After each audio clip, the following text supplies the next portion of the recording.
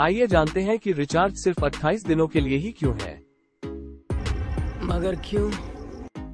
ये है कि एक साल में 12 महीने होते हैं और अगर ये सिम कार्ड कंपनियां 30 दिन का रिचार्ज प्लान देती है तो हम एक साल में 12 बार रिचार्ज करेंगे, लेकिन इन सिम कार्ड कंपनियों ने 28 दिन का रिचार्ज इसलिए रखा है क्योंकि हर महीने के जो 2 से 3 दिन बच जाते हैं, इससे ये सिम कार्ड कंपनियां हमसे एक साल में 13 बार रिचार्ज करती है। नंबर 2, अक्सर आप सबने ट्रेन के लास्ट डिब्बे पर एक्स का निशान देखा होगा, लेकिन हमें पता ही नहीं होता है कि ये एक्स का निशान होता क्यों है।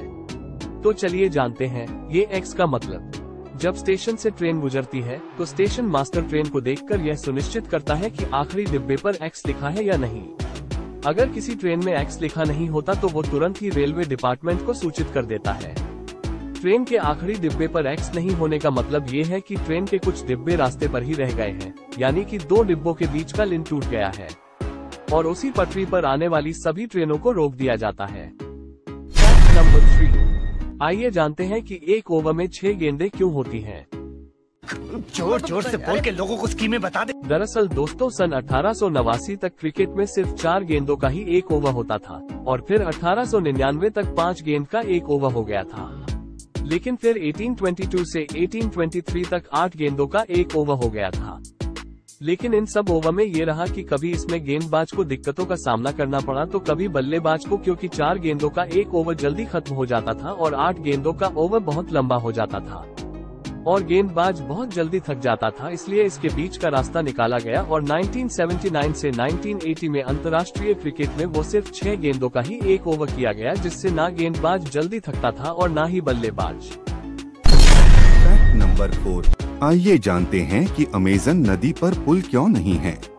अमेज़न नदी में बरसात में बहुत ज्यादा पानी भर जाता है, जिसकी वजह से यह पता नहीं चल पाता कि कौन सा किनारा बचेगा और कौन सा नहीं। इसलिए पता नहीं लग पाता कि पुल बनाए तो कहाँ बनाए, और क्योंकि अमेज़न नदी के आसपास कोई बड़ा शहर नहीं है और नदी अमेज़न के जंगलों में ही बहती है, साथ ही साथ अपना मार्ग भी बहुत जल्दी बदलती है। हालांकि छोटी मोटी आबादी जो अमेज़न के जंगलों में निवास करती है, वो नदी पर नाव, बोट आदि का प्रयोग करते हैं, जो सस्ता और सुलभ भी पड़ता है।